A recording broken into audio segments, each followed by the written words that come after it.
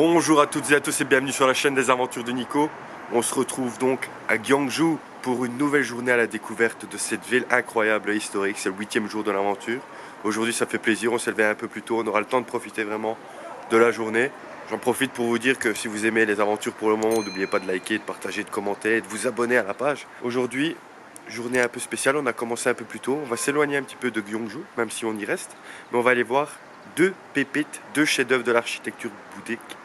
Donc on va aller voir le temple de Bulguska, qui a été construit au 8e siècle, ainsi que la grotte Seokguram. Pour ce faire, on va devoir prendre le bus, et c'est magnifique, le bus se trouve simplement à 30 pas de notre hôtel. On est vraiment bien situé, on est tout près des parcs des Tumuli, et on est vraiment dans le centre, c'est vraiment top. Donc voilà, on va aller prendre le bus, et on va aller découvrir ces deux joyaux de l'architecture bouddhique. Allez, c'est parti les amis.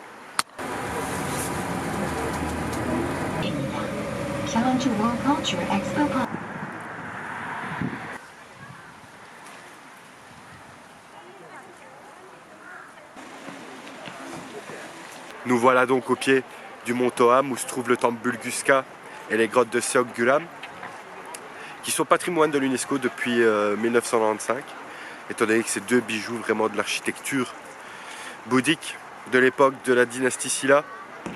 En fait, ils ont été construits en 751 par un roi qui était assez connu et qui a voulu répandre le bouddhisme partout sur la péninsule de Corée.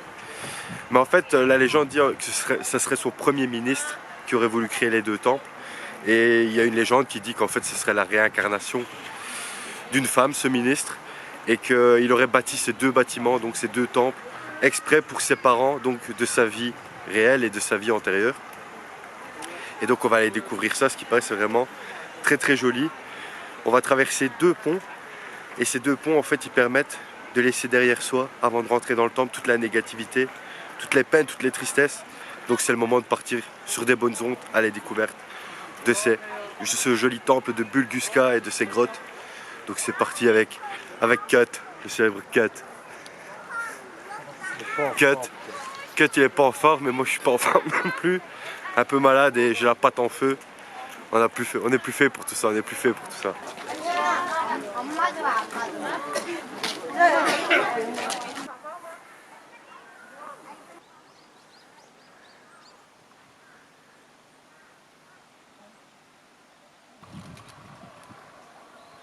Nous voilà rentrés dans le temple Bulguska. On a payé 6000 won l'entrée, donc plus ou moins 4,55 €. Ça s'annonce très très joli franchement. Les couleurs sont magnifiques. Les érables, les ginkgos ont pris leurs plus belles couleurs. Et là je fais des dingueries, là je fais des dingues.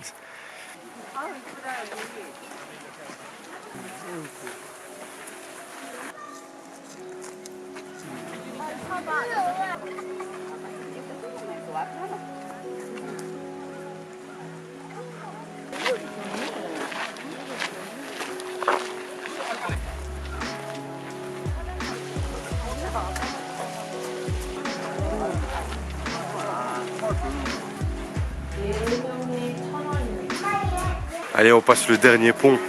On laisse toute notre négativité derrière nous. Je n'ai plus mal ma jambe. Tom n'est plus enrhumé. Je ne suis plus malade non plus.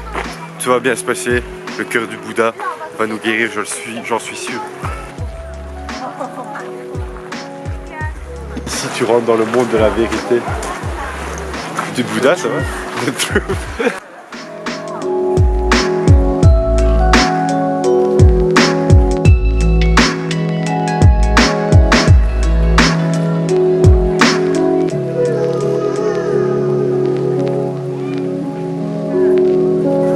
En bas en fait c'est le monde des humains, et une fois que vous montez ces escaliers, on se retrouve dans le monde de Bouddha.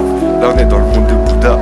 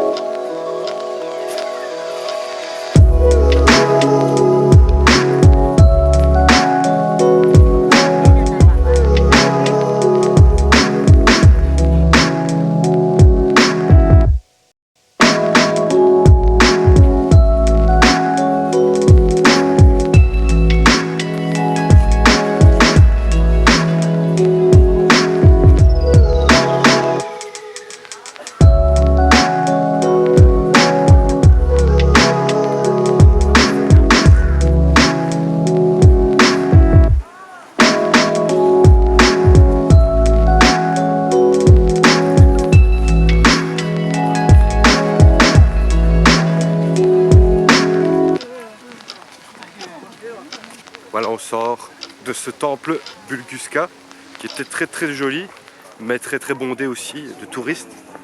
Enfin, de touristes, pas d'étrangers quand même, beaucoup de gens. Donc c'était un peu dommage pour faire les photos, mais le temple en lui-même est très joli. Il se parcourt assez vite, donc c'est très bien. Donc je pense que j'y ai bien laissé mes peines, mes souffrances et mes douleurs. J'ai plus du tout mal la patte. Non, je plaisante. C'est encore une belle souffrance. Tom est toujours malade.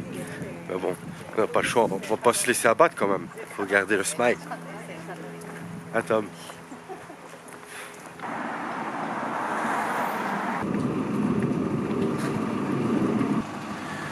Le Tom en chute.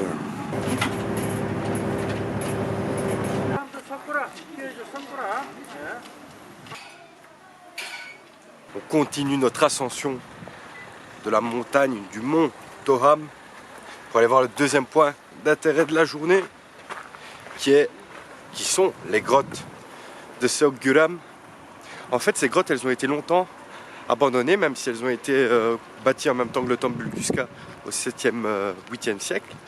Et c'est simplement en 1909 qu'un postier par hasard, en voulant s'abriter d'une tempête, est tombé dans les grottes, a voulu s'abriter dans les grottes, et qu'ils ont décidé de rénover les grottes. Et c'est vraiment pas mal, vous pouvez y accéder aussi du temple Bulguska en marchant plus ou moins 2-3 km à travers les forêts de pins, la forêt épaisse qui entoure le temple Bulguska, ainsi que les érables, surtout quand on voit ces couleurs. Mais bon, là, vu notre état, c'était pas possible. On a décidé de le faire en bus. Il y a un bus qui le fait en 10 minutes, même pas. Donc on est venu voir ça. On a des très beaux points de vue sur toute la région.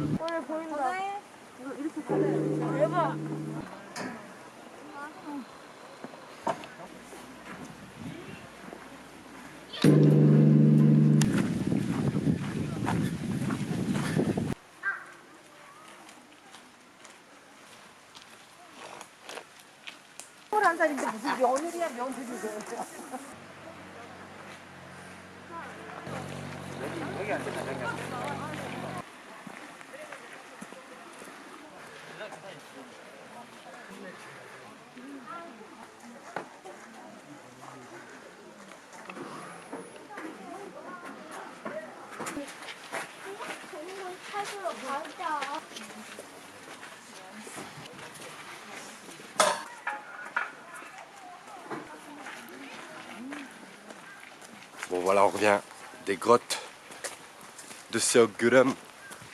Franchement, c'était pas du tout exceptionnel. Ça se voit très vite. Si vous avez 6000 won à dépenser, c'est à faire parce que c'est pas très loin du temple Bulguska, mais c'est mieux de faire le temple Bulguska que venir ici. Claqué au sol. Comme dit Tom, c'est vraiment claqué au sol. Parce que en fait, on peut même pas rentrer dans la caverne. On voit juste, c'est derrière une vitre. C'est joli, oui, mais est-ce que ça mérite 6000 won? Est-ce que ça mérite de perdre autant de temps? Je sais pas. Bon, voilà, on l'a fait. Si vous voulez vraiment voir des belles cavernes, n'hésitez pas. Avec des bouddhas, n'hésitez pas à regarder ma vidéo sur Dambulla. Dambulla, ça faisait longtemps que je l'avais dit. Dambulla. Saison 2 du Sri Lanka. Vlog à Dambulla. Là, c'était vraiment une belle caverne. Même plusieurs cavernes où il y avait des centaines de bouddhas, des peintures. C'était vraiment bien. En fait, ça prend plus de temps de faire l'aller-retour que de visiter le temple en lui-même. Et ça, c'est triste. Même si la balade est agréable.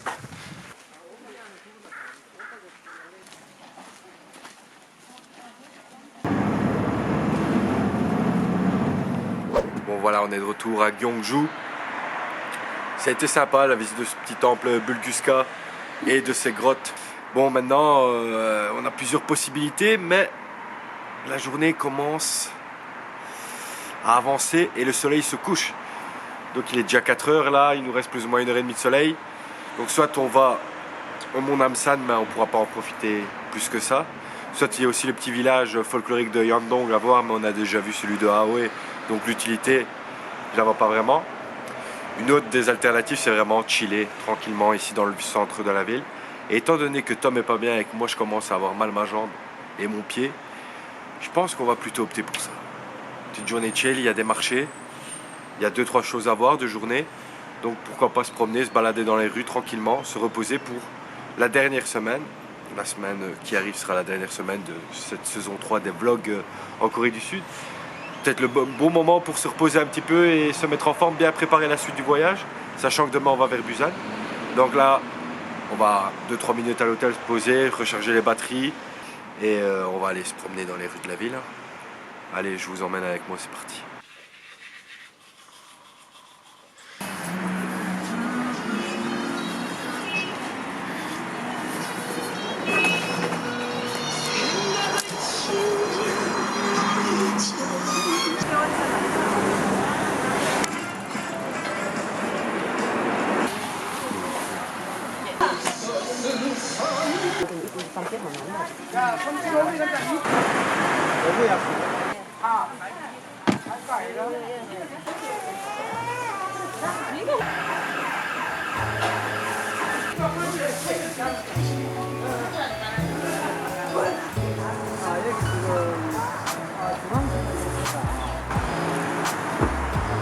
Petit marché au milieu du carrefour. On retire le million, le million, le million. Je vais reprendre ma petite carte. Voilà, le million. Putain de merde, quelle liasse de bifton. Bon, j'ai retiré du lift. Maintenant, il faudrait qu'on recharge notre carte CU pour prendre les transports. Et si on trouve une petite pharmacie, ça pourrait nous relancer dans le game de la Corée. Et ça, je dis rien. Parce que là, si on continue ainsi, l'énergie sera pas là. Il nous faut de l'énergie pour faire des vlogs. Incroyable aussi en Corée, c'est qu'ils ont plus de cafés, de coffee house que de restaurants. Et ça, c'est malheureux. Et si tu rajoutes à ça en plus le fléau qu'est les photomatons là avec les accessoires, ça c'est vraiment 2 points dans les jambes, 2 balles dans les jambes de la Corée, ça, qui les fait descendre en dessous du Japon. Ici 270 000. Fléau. Ça c'est Mozart coréen, ça c'est Michael Jackson.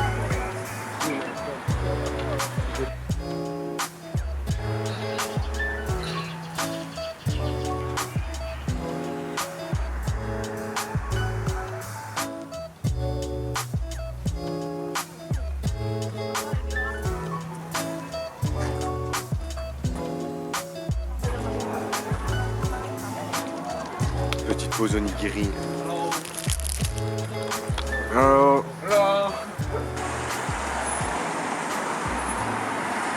ce soir on mange traditionnel. Go to McDo.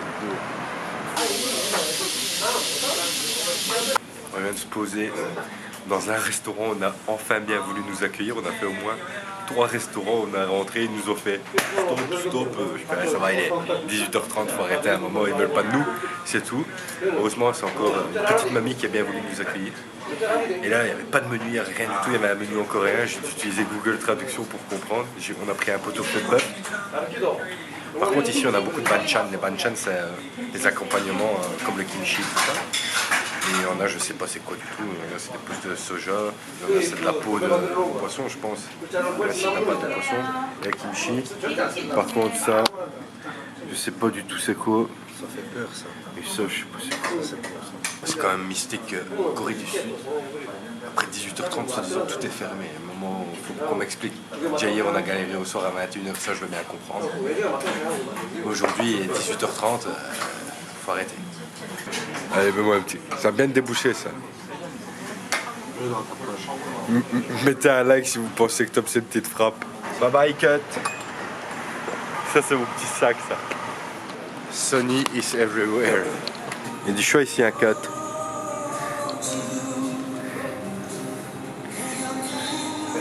Aux Alpes. Donc ils vendent même du calamar au CU, séché, piquant.